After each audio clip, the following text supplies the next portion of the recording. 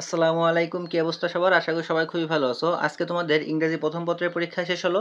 সবাই একটু কমেন্ট বক্সে জানিয়ে দাও তোমাদের পরীক্ষা কেমন হলো, এবং যারা আমাদের সাজেশন ফলো করছিলে তারাও একটু কমেন্ট বক্সে জানিয়ে দাও যে আমাদের সাজেশন থেকে তোমাদের কি পরিমাণে কমন পড়লো।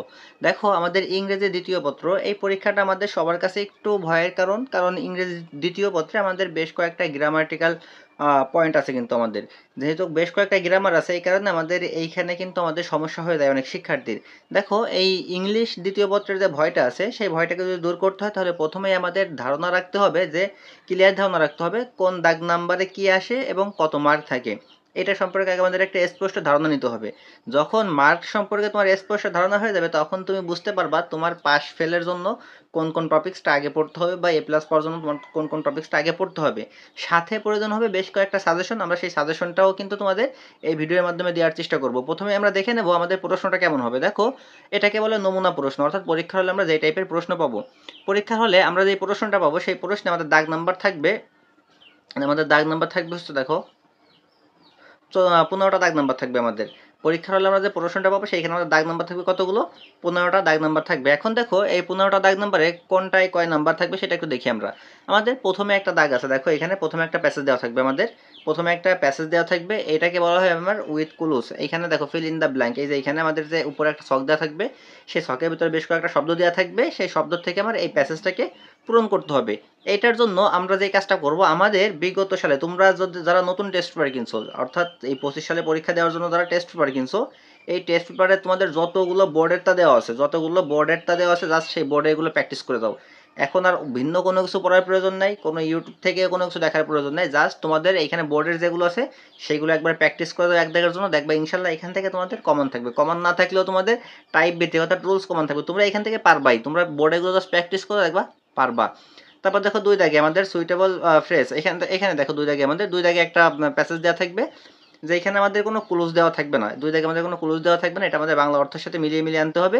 এবং এইখানে এইগুলোর জন্য আমরা যে কাজটা করবো, এখানে আমাদের মার্ক থেকে কত? 5। দেখো, আমাদের এইখানে মার্ক থেকে 5, দুই দাগে মার্ক থেকে কত? 5। এক দাগেও মার্ক থেকে আমাদের 5।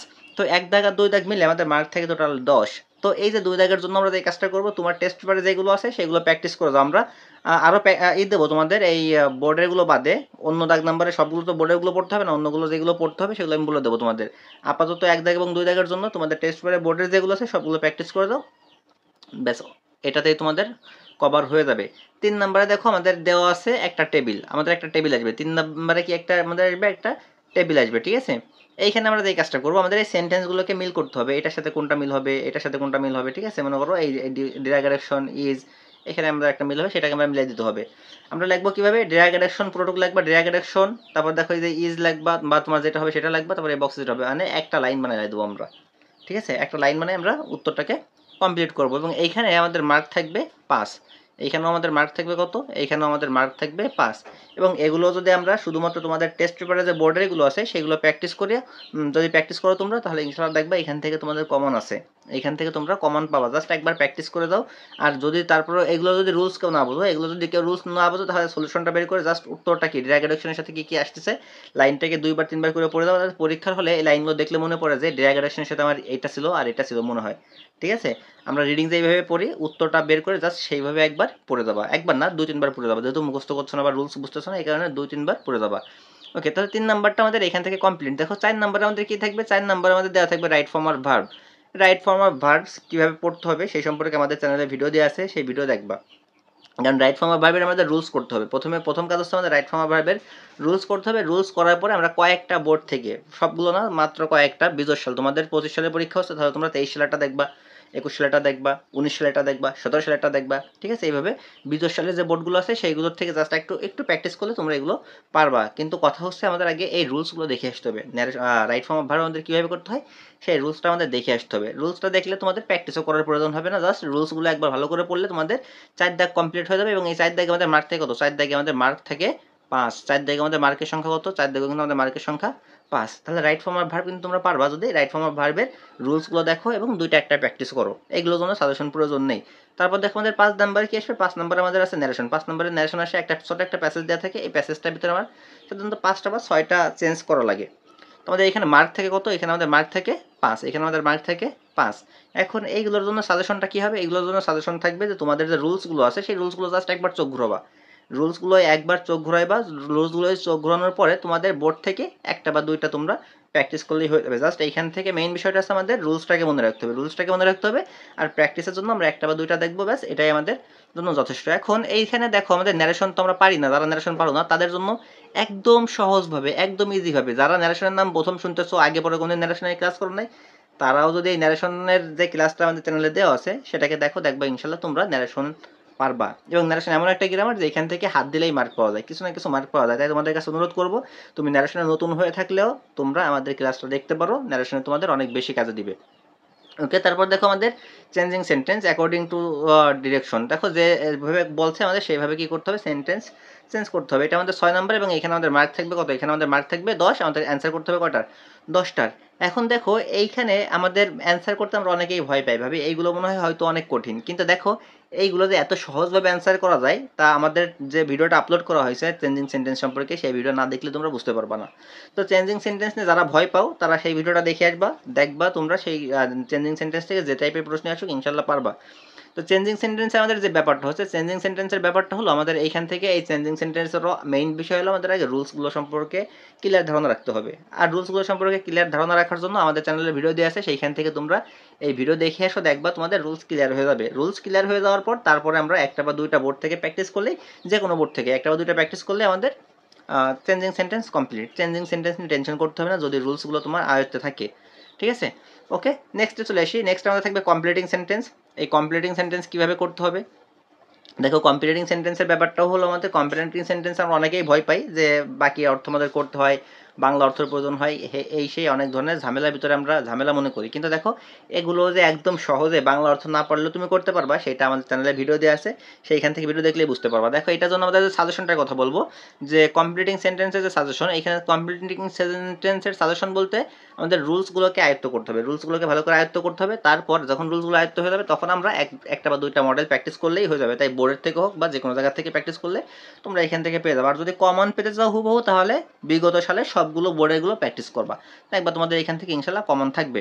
ওকে, তারপর দেখো কমপ্লিট দ্য টেক্সট, আমাদের দেখা সাফিক্স প্রিফিক্স আছে। এখান থেকে দেখো সাফিক্স প্রিফিক্স আমাদের এরকম একটা প্যাসেজ দেওয়া থাকবে, প্যাসেজের এরকম আমার দাগ নাম্বার দেওয়া থাকবে, দাগ নাম্বার এরকম একটা শব্দ দেওয়া থাকবে। এই শব্দের আগে অথবা পরে কিছু শব্দ অ্যাড করতে হবে, আমার অ্যাড করে আমার নতুন একটা শব্দ তৈরি করতে হবে। এটা আমার মার্ক থাকবে কয়টা, 5। আমাদের অ্যান্সার করতে হবে কয়টা, 10টা অ্যান্সার করতে হবে, প্রত্যেকটা হাফ মার্ক করে। তাহলে আমাদের এখানে মার্ক থাকবে কত, 5। এবং এটাকে যদি আমরা কমন ফেলাইতে চাই তাহলে আমাদের যে বোর্ডেরগুলো আছে বোর্ডেরগুলো সব প্র্যাকটিস করবা, ইনশাল্লাহ দেখবা এখান থেকে তোমাদের কমন থাকবে। দেখো সব থেকে সহজ আমাদের ইংলিশ গ্রামারের ভিতরে সব থেকে সহজ একটা গ্রামার বলতে গেলে আমাদের ট্যাগ কোশ্চেন। এই ট্যাগ কোশ্চেন আমাদের মার্ক থাকবে কত, ট্যাগ কোশ্চেন আমাদের মার্ক থাকবে 5। ট্যাগ কোশ্চেন কীভাবে করতে হয় এই জিনিসটা আসলে আশা করি সবাই জানো, তারপর যদি কারো জানা না থাকে তারা চাইলে আমাদের চ্যানেলে ভিডিও দেখতে পারো। ট্যাগ কোশ্চেনের জাস্ট রুলসগুলো সম্পর্কে ভালো ধারণা থাকলেই ট্যাগ কোশ্চেন কমন পাওয়া যায়। তারপরেও যদি রুলসগুলোর পাশাপাশি প্র্যাকটিস করতে চাও তোমরা যে কোনো বোর্ড থেকে 2-3টা প্র্যাকটিস করলে ইনশাল্লাহ এখান থেকে কমন থাকবে। আর যদি হুবহু প্রশ্ন কমন পেতে চাও তাহলে বিগত সালে যতগুলো বোর্ডের আছে সবগুলো প্র্যাকটিস করবা, ইনশাল্লাহ কমন থাকবে। তারপর দেখো complete the passage using suitable connectors. আমাদের যে কানেক্টরসগুলো আছে, কানেক্টরসকে আমাদের রুলস আছে, কানেক্টরস যারা আগে পরে রুলস পড়ো নাই তাদের এখন রুলস পড়ার প্রয়োজন নেই, তারা শুধুমাত্র বিগত সালের যে বোর্ডগুলো আছে বিগত সালের বোর্ডেরগুলো জাস্ট একবার প্র্যাকটিস করে দাও, তাতেই তোমাদের কানেক্টরস ইনশাল্লাহ কমন থাকবে। কানেক্টরস আমাদের মার্ক থেকে কত, কানেক্টরস আমাদের মার্ক থাকবে 5, ঠিক আছে। কানেক্টরস আমাদের মার্ক থাকবে কত, 5। এটা আমাদের আসে 10 নম্বরে। ওকে, আমাদের 11 নম্বরে দেখি, আমাদের 11 নম্বরে আসে পাঞ্চুয়েশন। 11 নম্বরে আমাদের কি আসে, পাঞ্চুয়েশন আসে। পাঞ্চুয়েশন আমরা সবাই পারি, আশা করি পাঞ্চুয়েশন আমরা সবাই অ্যান্সার করতে পারবো। পাঞ্চুয়েশন আমাদের মার্ক থাকবে 5 এবং এই 5-এর ভিতরে আমরা সবাই একটু প্র্যাকটিস করলে আমরা 3 বা 4 পেয়ে যাবো, কেউ আমরা 5ও পাবো কিন্তু।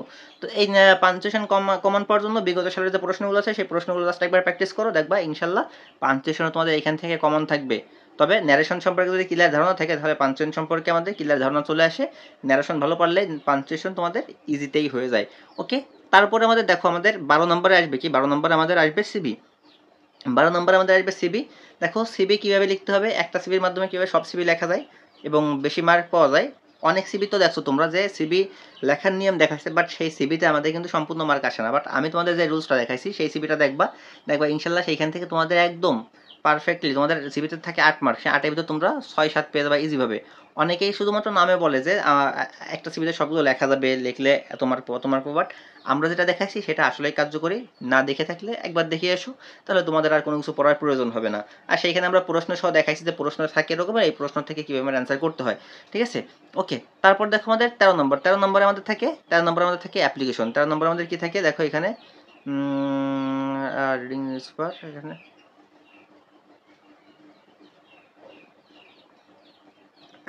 হ্যাঁ 13 নম্বর দেখো আমাদের থাকে 13 নম্বর আমাদের থাকে অ্যাপ্লিকেশন 13 নম্বর আমাদের অ্যাপ্লিকেশন থাকে অ্যাপ্লিকেশন কীভাবে লিখতে হয় আশা করি এটা সবাই জানো একটার মাধ্যমে কীভাবে অনেকগুলো লিখতে হয় সেটাও আশা করি সবাই জানো যদি না জেনে থাকো তাহলে আমাদের চ্যানেল থেকে ভিডিও দেখে আসতে পারো কারণ এগুলো আমাদের প্রত্যেকটা স্কুলে স্যারেরাই কিন্তু তোমাদের এই অ্যাপ্লিকেশন কিন্তু লেখা শেখায় যদি তারপরও কারো সমস্যা থেকে থাকে আমাদের চ্যানেলে ভিডিও আছে সেইখান থেকে দেখে নিও তারপর দেখো আমাদের আছে দেখো রাইটিং প্যারাগ্রাফ এই প্যারাগ্রাফটা আমাদের আসে 14 নম্বরে এখানে আমাদের মার্ক থেকে 10 প্যারাগ্রাফ কীভাবে পড়তে হবে প্যারাগ্রাফের সাজেশন আমাদের চ্যানেলে দেওয়া আছে সেইখান থেকে সাজেশনটা দেখে নিবা জাস্ট সাজেশনটা দেখে নেবা যারা ফার্স্ট পার্টে সাজেশন দেখছিলে সেই সাজেশন দেখলে তোমাদের হয়ে যাচ্ছে ফার্স্ট পার্টে যেগুলো দিয়েছিলাম জাস্ট সেগুলোও পড়বা দেখবা এখান থেকে কমন থাকবে একটু কমেন্ট বক্সে জানিয়ে দেওয়া ফার্স্ট পার্টে তোমাদের প্যারাগ্রাফ কমন পড়ছে কিনা জানিয়ে দেওয়া যদি প্যারাগ্রাফ কমন না পড়ে তাহলে একটা দিয়ে কীভাবে অনেকগুলো প্যারাগ্রাফ লেখা যায় কীভাবে তোমরা পরীক্ষা হলে কমন না পড়লে লিখবা পরীক্ষা হলে কমন না পড়লে কী করবা সেই বিষয়ে আমাদের চ্যানেলে ভিডিও দিয়ে আছে সেইখান থেকে একটু দেখে নিও দেখবা সেইখান থেকে তোমরা অ্যান্সার করতে পারবা তবে আমার কথা হচ্ছে আমরা আগে সাজেশন ফলো করব তারপরে আমরা সেই শর্টকাটের দিকে আগাবো